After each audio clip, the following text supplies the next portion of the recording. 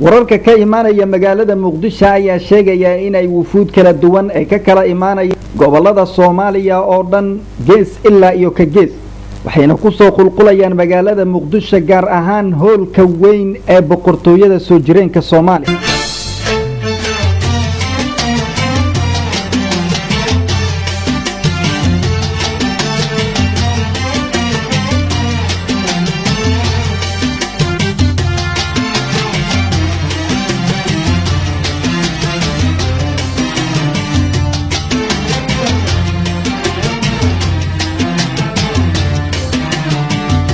waxaana shirkaasi hogaaminaya hoggaanka sare boqortooyada soo jireenka Soomaaliya waxaana shirkaasi looga jeeday qaar kamid ah dhaxal sugayaasha waxaana amniga si weyn u adkeynayay boqolaal ka tirsan qoyska reer boqor ee Aala Sheekh يا بلاد الخير يا أرض النعم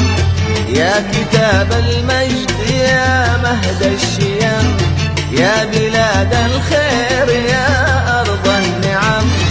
يا كتاب المجد يا مهد الشيم